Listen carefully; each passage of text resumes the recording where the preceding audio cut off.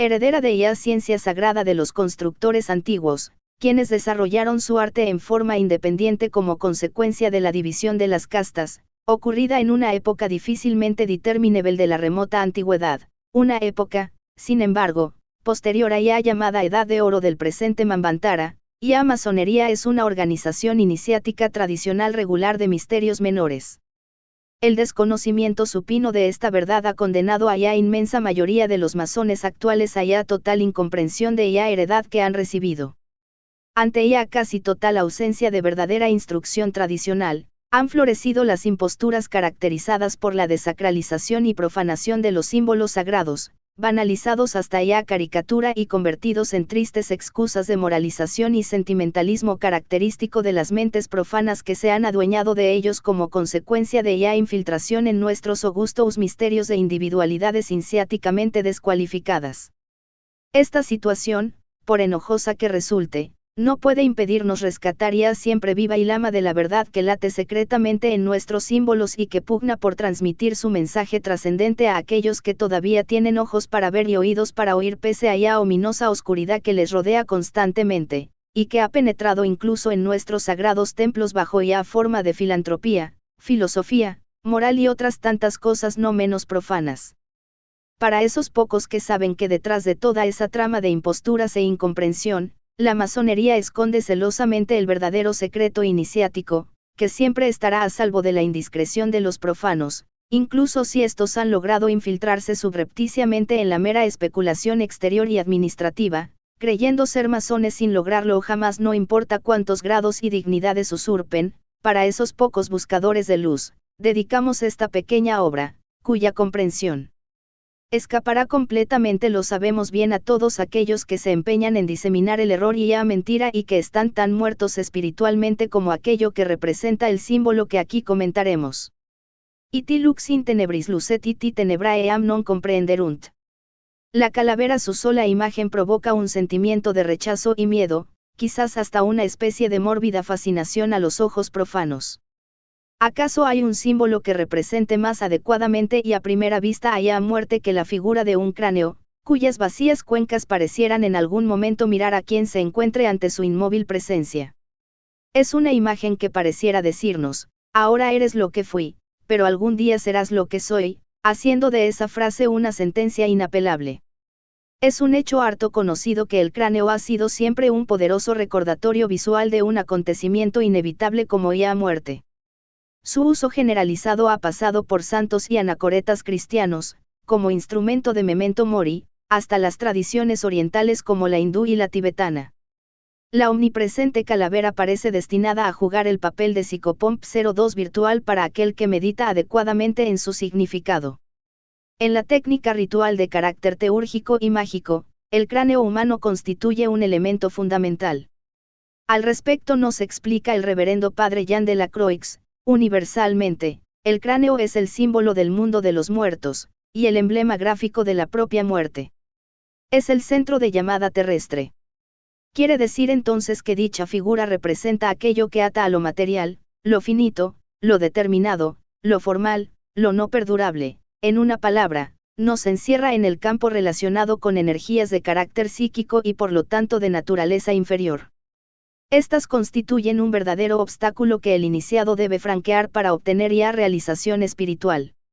Debido a los elementos de naturaleza sutil que subsisten en los restos fúnebres, por ejemplo, aquello que es llamado en la tradición hebrea Ubi, AIJ, o hálito de la osamenta, es posible lograr diversos efectos dentro del mundo corporal. Esta es también ya razón de las momificaciones y otros ritos funerarios, que buscan más, al contrario de lo que se piensa comúnmente, la tranquilidad de los vivos que ya de los muertos. En relación con tales efectos, nos dice de la Croix, el cráneo es un verdadero conmutador psíquico que permite al iniciado despertar una de las ramas de la inmensa comunidad de cáscaras astrales del mundo sutil y hacer penetrar su volición o voluntad consciente dentro de lo que nos permitimos llamar ella egregor de ella sombra. También nos expone el padre de la Croix que el ara de los templos, o la antimensión del rito bizantino, deben contener reliquias corporales procedentes de santos, bajo pena de eliminar la eficacia de la liturgia. Es pues necesaria la presencia de la cápsula, la cual actuará entonces como condensador psíquico aportando a Ya construcción, al templo, una estructura semejante a Ya de un ser completo, constante de soma, el edificio, la estructura, psique, la cápsula, y neuma, la influencia espiritual comunicada por el rito. Añade de la Croix, tomando como ejemplo el ritual de exorcismo cristiano, que, en IA operación ritual debe concretizarse al espíritu del mal con el fin de actuar mejor sobre él. Pareciera, pues, que cuanto más caído espiritual y moralmente esté el individuo dueño del cráneo, más vinculado estará este al mencionado egregor de IA sombra permitiendo que ya voluntad del iniciado penetre en IA ciudad tenebrosa o la Babilonia infernal para realizar el trabajo de purificación desde su misma raíz. Esta afirmación puede ser incluso peligrosa y deberemos volver sobre ella muy cuidadosamente en el transcurso de nuestra exposición.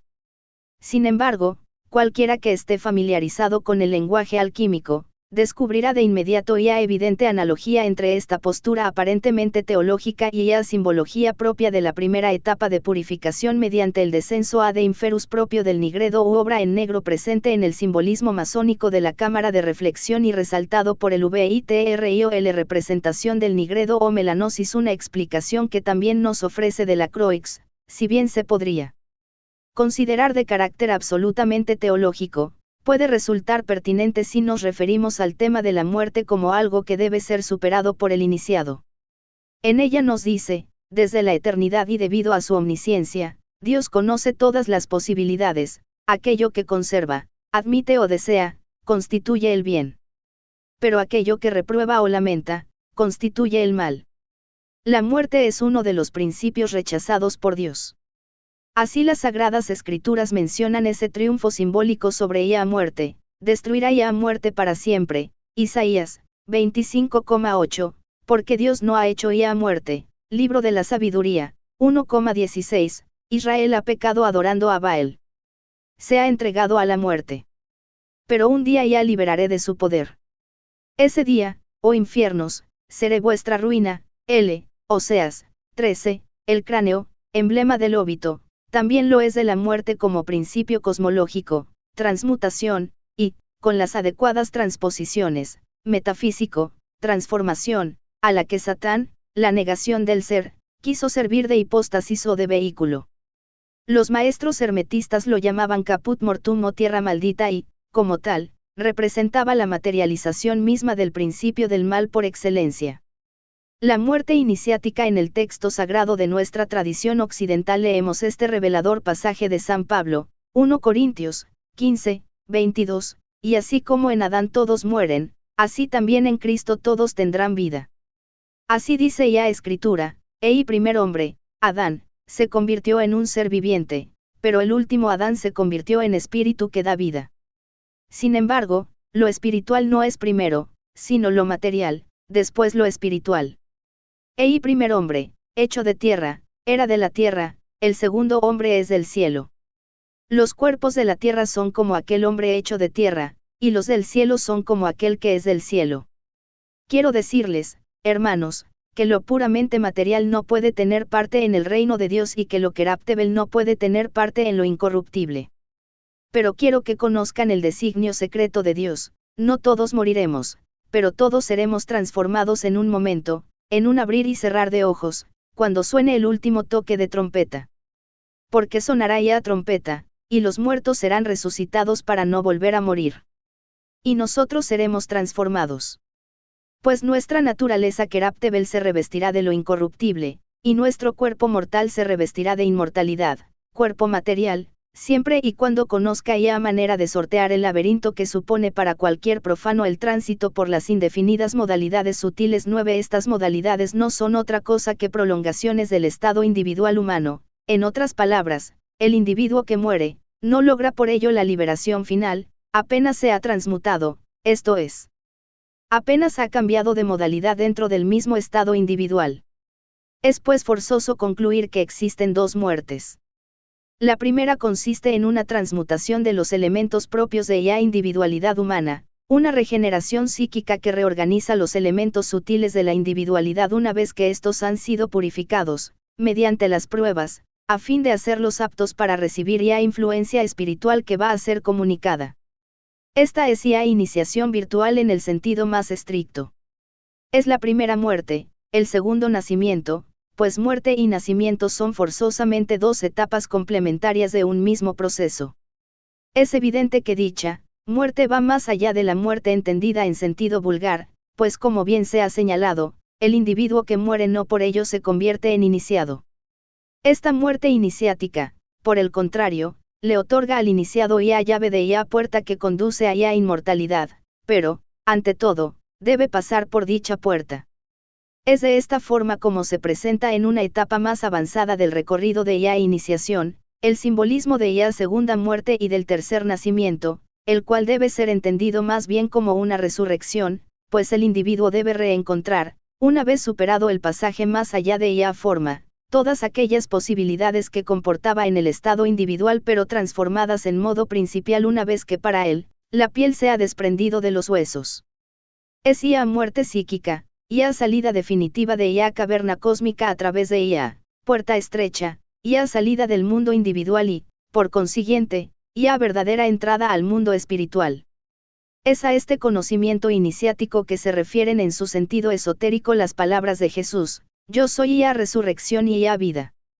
El que cree en mí, aunque muera, vivirá, y todo el que todavía está vivo y cree en mí, no morirá jamás. No hay otra interpretación posible para esta verdad revelada, es una afirmación dirigida a los que tienen oídos para oír. Concluimos pues, que existen diferencias en los estados póstumos del ser. No muere igual un iniciado que un profano, e incluso, entre los propios iniciados, si se trata simplemente de ya iniciación virtual o de ya iniciación efectiva, subsisten todavía profundas diferencias. Se trata pues de cosas que dependen del grado de conocimiento efectivo que el ser haya alcanzado como consecuencia de su iniciación. Es por ello que observamos cómo se habla, un poco por todas partes, en las distintas formas tradicionales, de ciertas mansiones o círculos en los que se encuentran divididos tanto el cielo como el infierno. Este es un hecho innegable, pues es común a todas las tradiciones.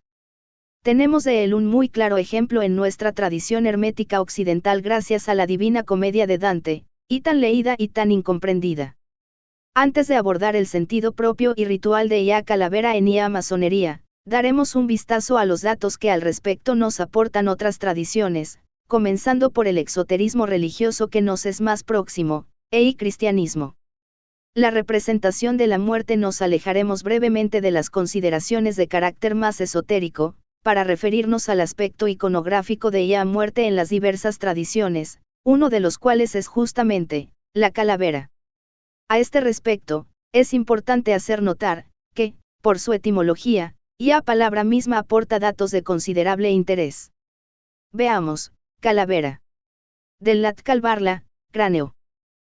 Conjunto de los huesos de ya cabeza mientras permanecen unidos, pero despojados de ya carne y de ya piel. Debido a la relación entre el latín calva y especialmente calvaria, origen etimológico de calavera, y cierta palabra hebrea de consonancias bíblicas, la anterior definición posee una importancia insospechada desde el punto de vista simbólico. Expliquémonos. Las pinturas medievales sobre la crucifixión de Jesús solían incluir al pie de la cruz el cadáver, el esqueleto o al menos el cráneo de Adán, para simbolizar que, al morir Cristo, vence a la muerte en este mundo, simbolizada por Adán. Desde el siglo VIII hasta el XIII hay imágenes de la muerte como un hombre con barba, derrotado por la muerte de Jesús, ya sea ubicado al pie de la cruz o bajo el pie de Jesús. En algunas de esas obras, el carácter masculino de la muerte en relación con Adán contrasta con la representación de la vida como una mujer. Ante los cual, no podemos evitar observar que el nombre de Eva en hebreo y en árabe procede de una raíz común, que, en efecto, significa vida. Veamos, en hebreo, el nombre de Eva es, Java, transcripción fonética de, Nin, que quiere decir la viviente, la madre de los vivientes. Como quiera que se le sume, el valor gemátrico de esta palabra es 19, y proviene en efecto de ya raíz hay animado y de hayim, din, vida, o más bien, vidas, pues la palabra no existe en singular en hebreo. 12. Por otra parte, el nombre de Adam, DTN, tiene por valor gemátrico 45, y está en relación con una raíz común también al árabe y al hebreo que sirve para designar a ya sangre, dama, y a ya arcilla, tierra roja, De ello se deduce que el nombre de Adán es, el rojo. Existen relaciones simbólicas insospechadas que pueden ser deducidas a través de estos datos. Veamos, la suma de los nombres de Adán y Eva en hebreo produce el número 64 que es el del cuadrado mágico de Mercurio. 13. La reducción de dicho número nos reconduce de la multiplicidad a la unidad. 64 igual a 6 y 4 igual a 10 igual a 1 y 0 igual a 1 si le restamos al valor de Adán, 45, el de Eva, 19, obtenemos el valor 26, que es el del tetragramatón hebreo, y ahí, si escribimos Adam, Ba, Java, Adán y Eva, el valor de Ia frase, con el añadido de la Bab, L, que hace en hebreo las veces de nuestra conjunción copulativa V, es ahora de 70, valor de Ia letra hebrea Ain, M, cuya correspondencia astronómica es Capricornio.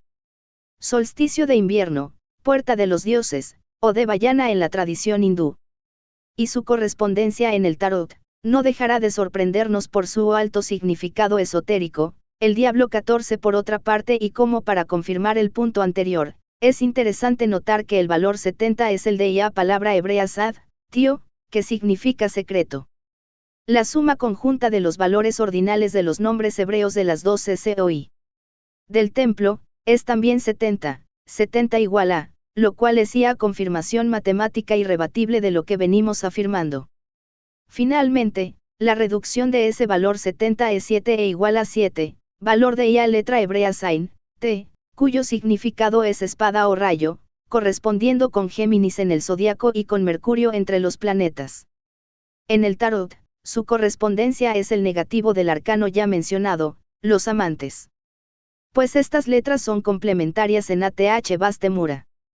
Júzguese, todas estas relaciones aparentemente nos han llevado lejos del tema tratado, pero de hecho no es así. En primer lugar, hemos visto cómo en la Edad Media era del conocimiento popular Ia leyenda según Ia cual, el lugar de Ia crucifixión de Jesús, es al mismo tiempo el lugar de Ia sepultura de Adán, o por lo menos de su cráneo.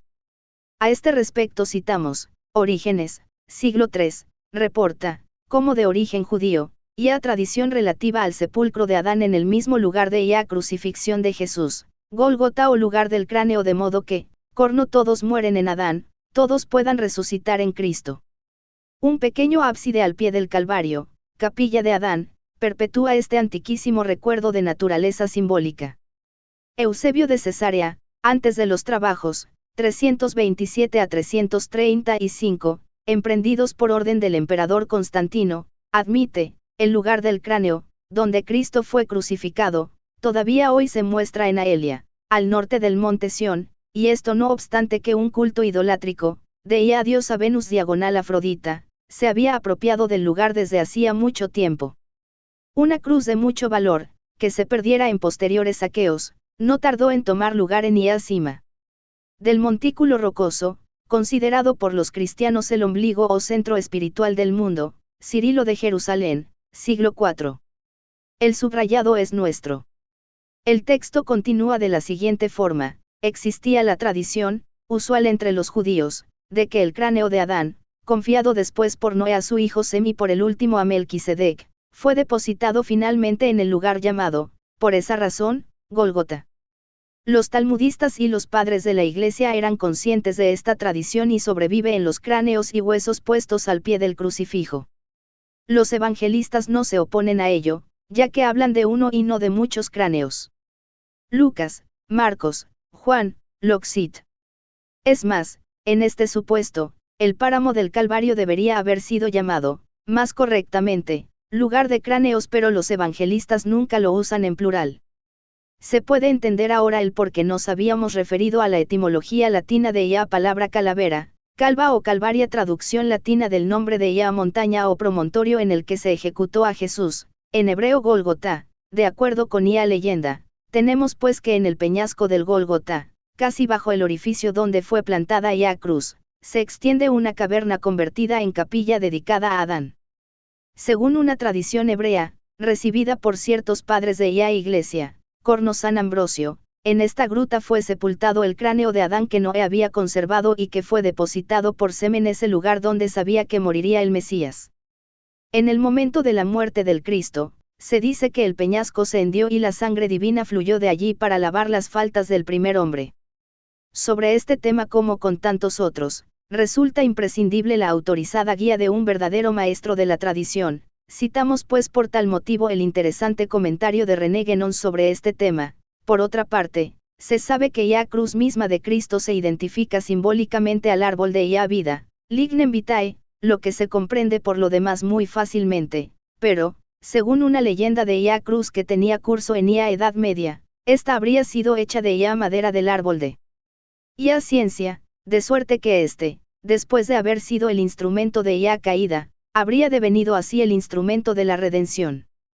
Vemos que aquí se expresa la conexión de estas dos ideas de caída y de redención, que son en cierto modo inversas la una de la otra, y hay en esto como una alusión al restablecimiento del orden primordial la figuración del cráneo de Adán al pie de la cruz, en relación con la leyenda según la cual habría sido enterrado en el Gólgota mismo, cuyo nombre significa cráneo, no es más que otra expresión simbólica de la misma relación. En este nuevo papel, el árbol de la ciencia se asimila en cierto modo al árbol de la vida, puesto que la dualidad se reintegra efectivamente en la unidad.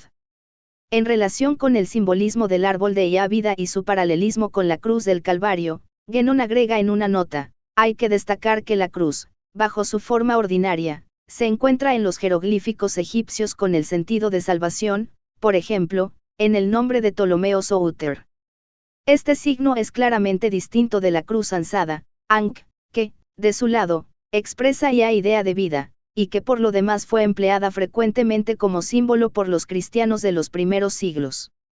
Uno puede preguntarse si el primero de estos dos jeroglíficos no tendría una cierta relación con la figuración del árbol de la vida, lo que ligaría estas dos formas diferentes de la cruz, puesto que su significación sería así en parte idéntica, y, en todo caso, hay entre las ideas de salvación y de vida una conexión evidente. Antes de abandonar el tema, al menos desde la perspectiva estrictamente cristiana, queremos hacer una observación que hemos notado pasa inadvertida a la mayoría: el conjunto formado por las tres cruces sobre el Calvario es una reiteración del tríptico que se presenta en el momento del nacimiento de Jesús. El buen ladrón hace las veces del buey presente en el pesebre, mientras que el mal ladrón representa al asno, los cuales a su vez se distribuyen siguiendo el esquema del Pantocrator, en el que se representan como el conjunto de los justos y los condenados al momento del juicio final. En otras palabras, representan el conjunto de las fuerzas sumisas e insumisas a la voluntad divina representada por la cruz del Salvador y la cuna del Jesús niño, que por el contrario se encuentran en el justo medio como símbolos axiales. Ello supone una confirmación más de la identidad propuesta por Guénon entre la cruz y el árbol del mundo. Durero y la muerte. El artista más famoso del Renacimiento alemán, Alberto Durero, en alemán Albrecht Dürer, de quien ya hemos mostrado varias obras a lo largo del presente trabajo, nos servirá de excusa perfecta para introducirnos en la segunda parte de nuestra exposición. Durero publicó una silografía en 1498 en donde ilustra el tema de los cuatro jinetes del Apocalipsis 1498, varones que simbolizan, respectivamente, la invasión de pueblos bárbaros, la guerra, el hambre y la muerte.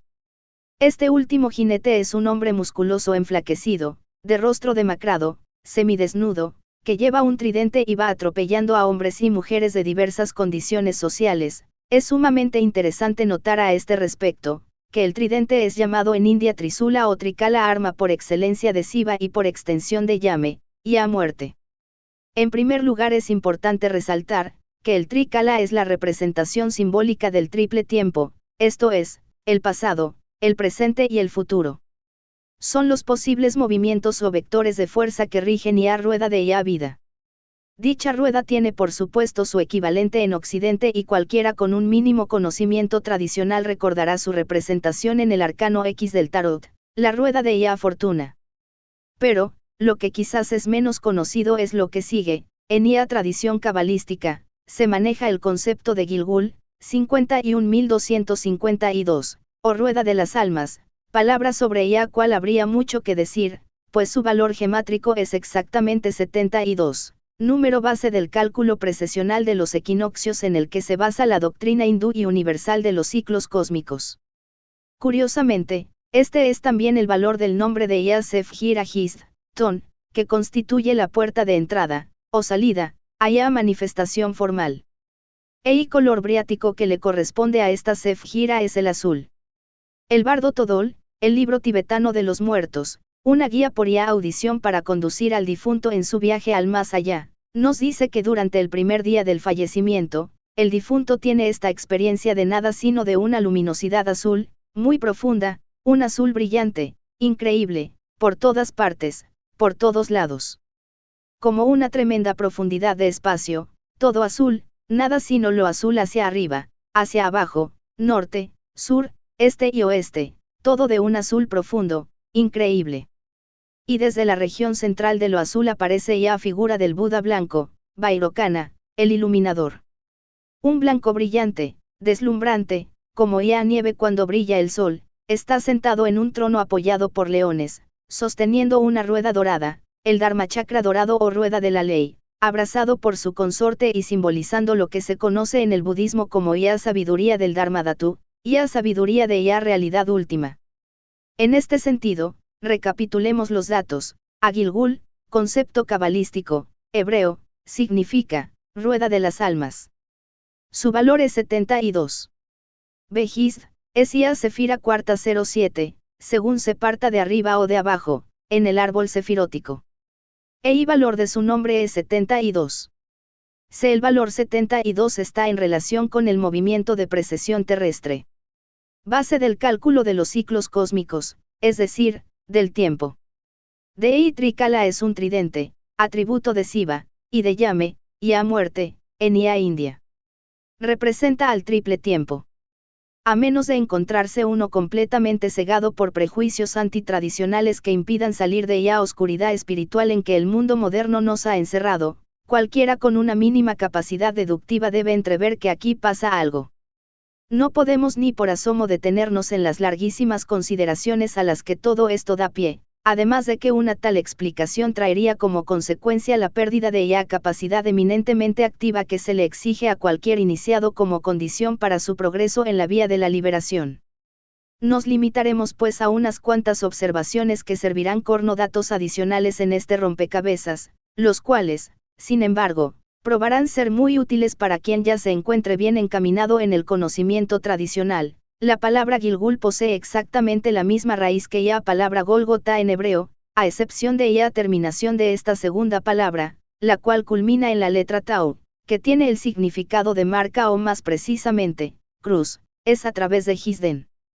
El árbol sefirótico que se produce el retorno a la manifestación supraformal, Ari Campin, y por lo tanto ya salida del mundo individual. Así que representa a la puerta estrecha de archiconocido simbolismo. Su color azul, es el del cielo que esconde, cubriéndola la negritud del infinito, en una perspectiva más terrestre, y a negritud del espacio. Para quien conoce esta verdad, el tiempo no es un factor. El tiempo, al igual que la forma no es otra cosa que una de las limitaciones propias del mundo individual. Quien atraviesa esa puerta ya no conoce la muerte.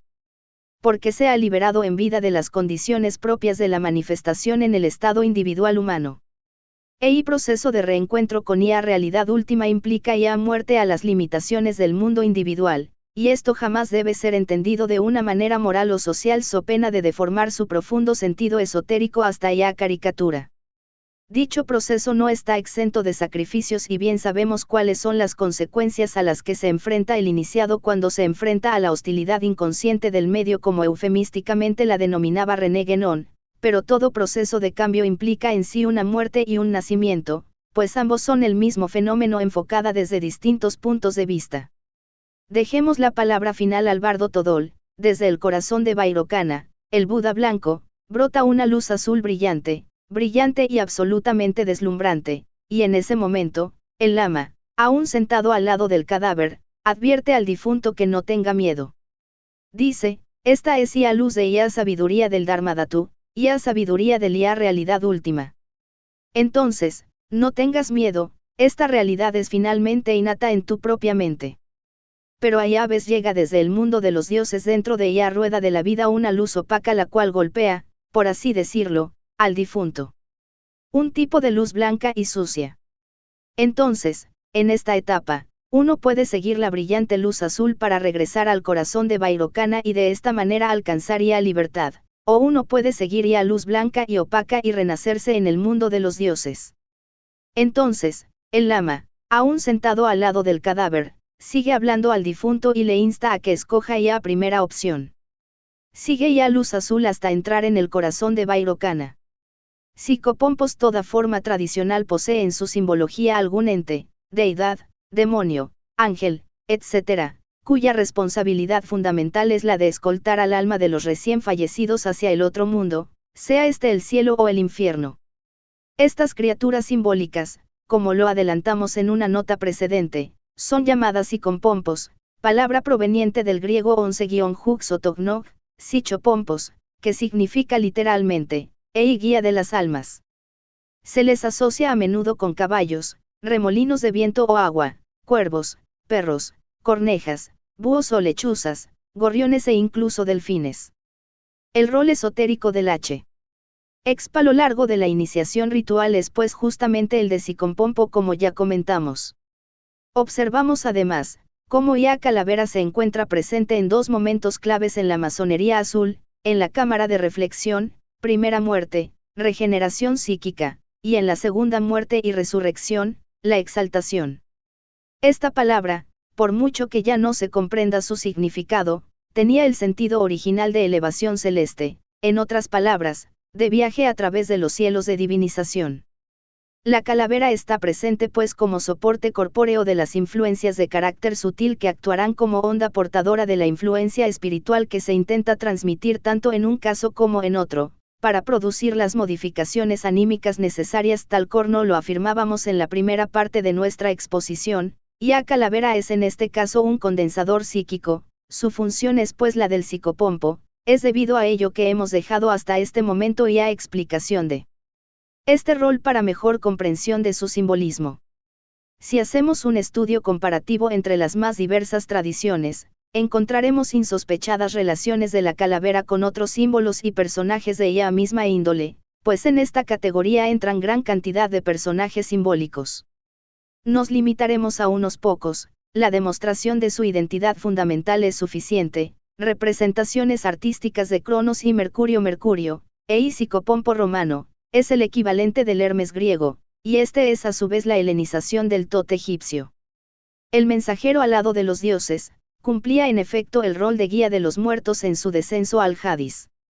Conviene señalar a este respecto, que si bien el papel de Tot en el Peri Emeru, libro para salir al día, vulgarmente llamado, libro egipcio de los muertos es el de escriba de los dioses presente durante el juicio de Osiris, mientras que el papel de conductor lo desempeñaba más propiamente Anubis, el dios con cabeza de chacal. Ello se debe ante todo a las múltiples adaptaciones por las que pasó ya tradición egipcia a lo largo de su periplo histórico, sin contar luego con las muy variadas interpretaciones de las que es susceptible cada símbolo y que no necesariamente coincidirán en sus posteriores readaptaciones en el paso de una tradición a otra, como ocurre aquí respecto de ya tradición greco-latina.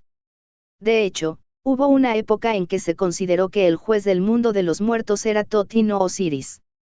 Citaremos como un detalle que está lejos de carecer de importancia, que Tot es la forma helenizada del nombre egipcio Teuti, que con esa misma forma volvemos a encontrar en las tradiciones centroamericanas en nombres como Teotihuacán, que significa en náhuatl y lugar de los dioses, ciudad sagrada que contiene los monumentos piramidales más grandes del planeta dedicados al sol y a la luna, y atravesada de norte a sur por una avenida principal, que curiosamente es denominada ya calzada de los muertos.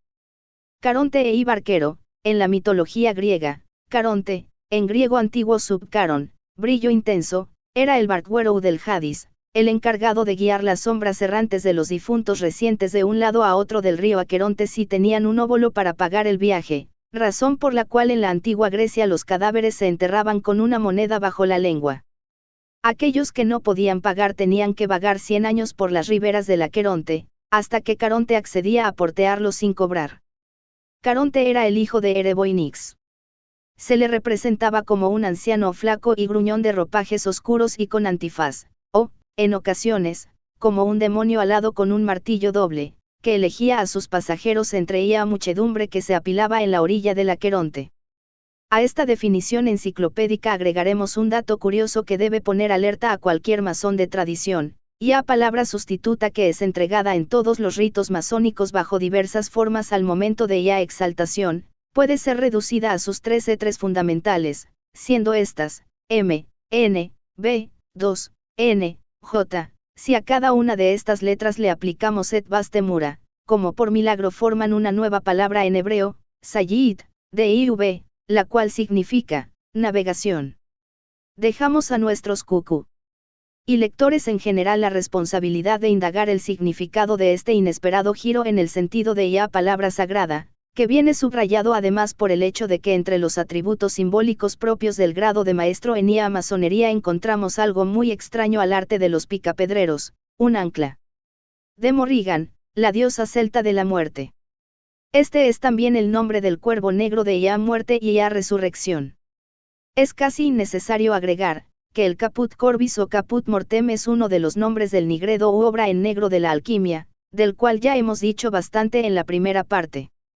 Es pues el caso, que Morrigan, toma la forma de un cuervo o de un banshee, nombre escocés de los psicopompos aulladores. A veces se presentaba también con la forma de un lobo, un buitre o un chacal, símbolo de Anubis. Ankou, la personificación de Ia muerte en Ia mitología bretona.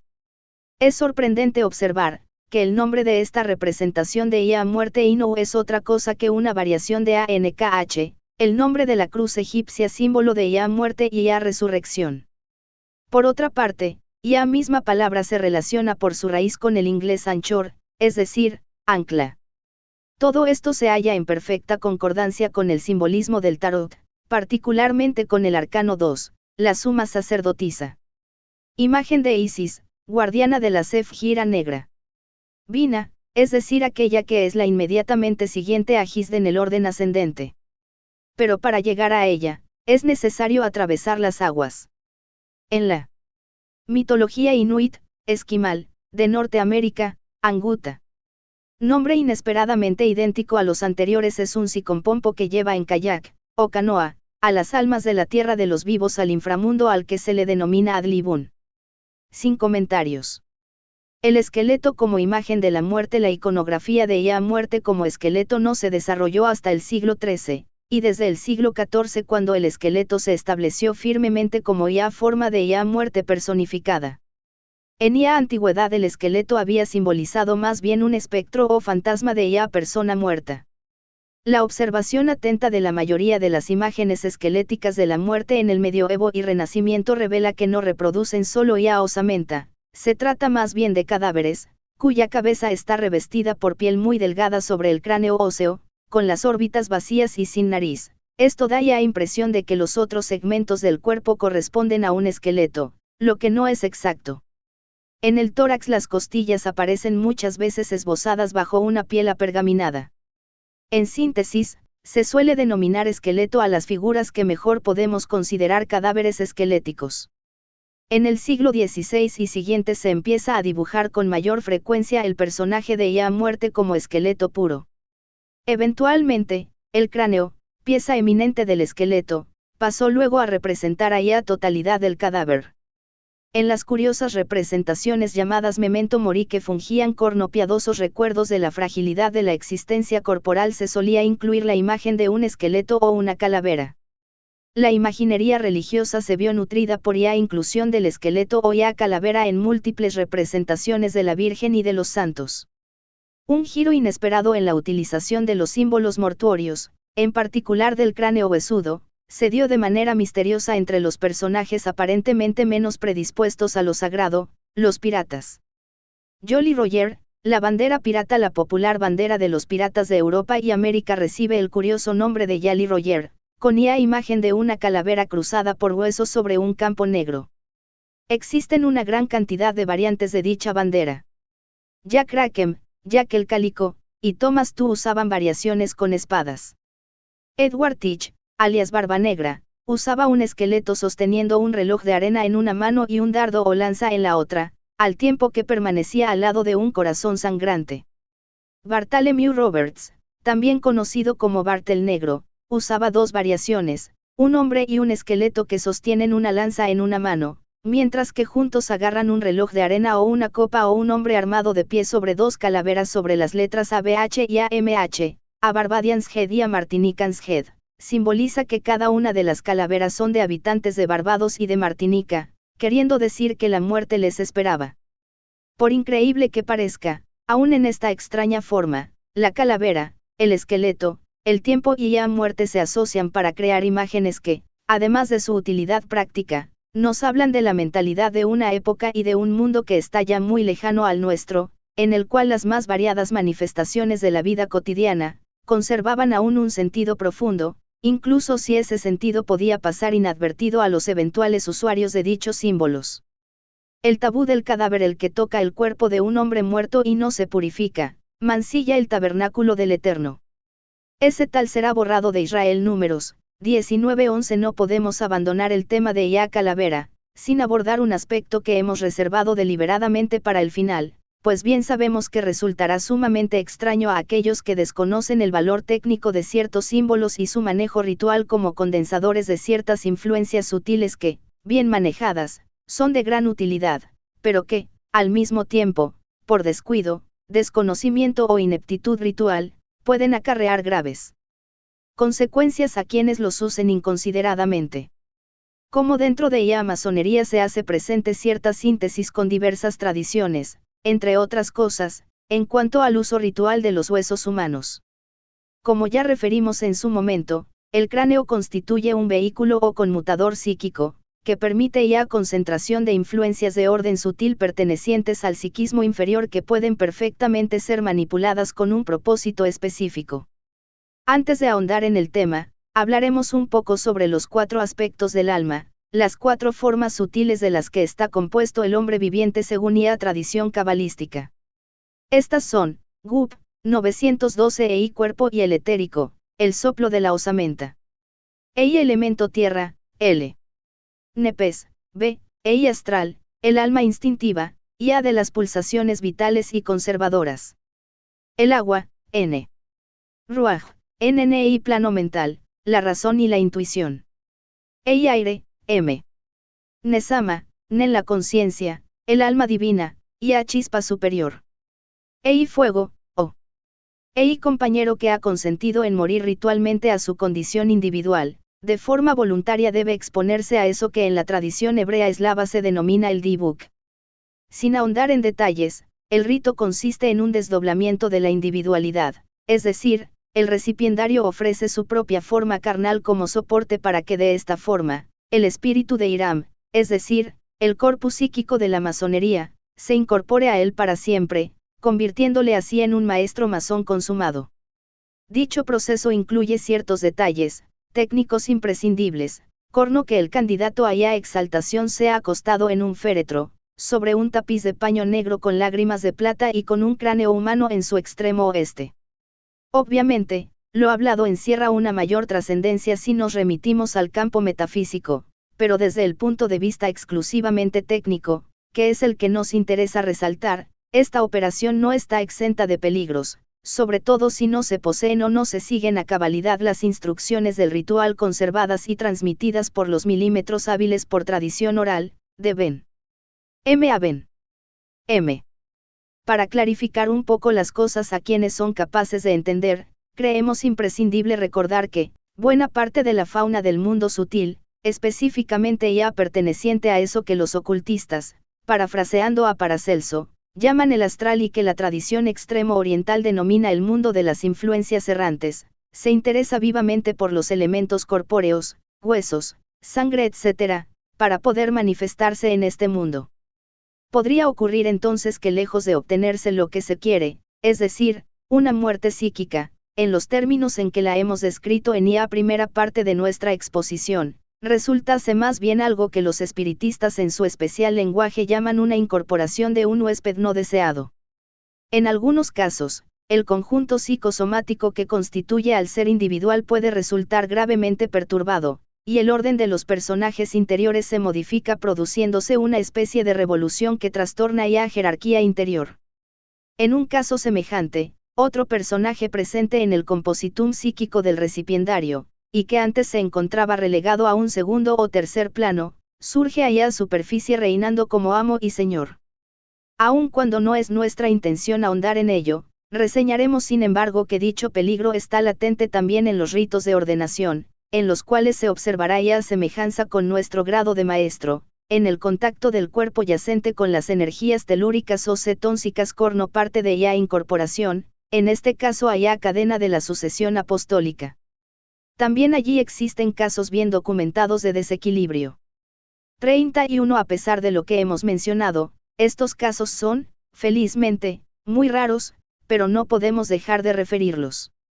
Es por todo ello que, todo individuo que aspire a recibir la iniciación, debe reunir un mínimo de condiciones físicas y psíquicas, cualificaciones iniciáticas, para que esos fenómenos no tengan mayor oportunidad para manifestarse. Y felicidades a los genios de nuestras LLOG modernas que, con base en su ignorancia total del más mínimo dato tradicional, tan olímpicamente han desechado el ostracismo de la letra B. Volviendo al ritual de exaltación al Subgyar DM.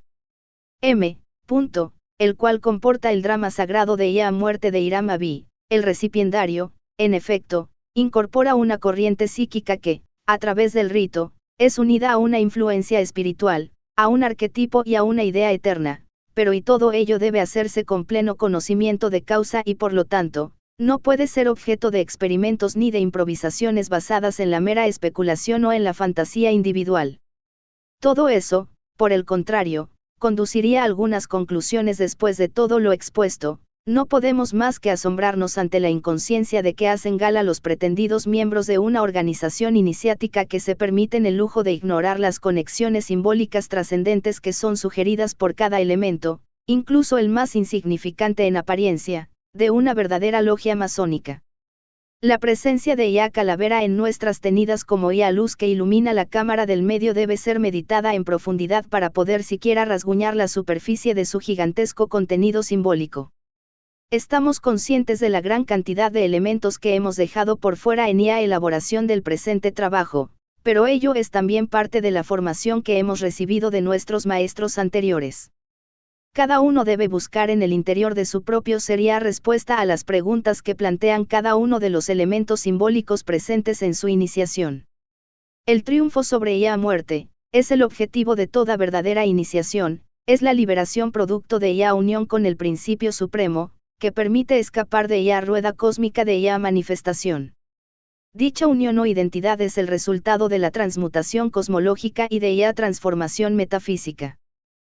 Término sánscrito yoga proveniente de la raíz YUG con el significado de unir, atar, nudo, etc. se usa sin embargo para designar la liberación final. Hay aquí una aparente contradicción en los términos, por cuanto se usa una palabra con el sentido de atadura o lazo para designar por el contrario a la liberación, pero tratándose del principio supremo, esto no es más que la consecuencia de la imperfección de todo lenguaje humano para describir el último estado de la realización espiritual, la identidad suprema, conseguida la cual, el conocedor, el sujeto, lo que conoce, el objeto, y el medio de conocer, el conocimiento, son todos una y la misma cosa indisolublemente unidos en la perfecta unidad del ser e incluso, más allá de ella, en la inmanifestación principal. De esta manera, en su más profundo sentido, la muerte, no es otra cosa que el retorno a la fuente primera de toda manifestación. La calavera está allí para recordárnoslo. Y, cuando nuestro ser mortal revista la inmortalidad, y nuestro ser Keraptebel revista la existencia incorruptible, entonces se cumplirá la palabra de la Escritura, la muerte ha sido destruida con esta victoria. Muerte, ¿dónde está ahora tu triunfo? ¿Dónde está, muerte, tu aguijón? 1 Corintios 15, 54 a 57.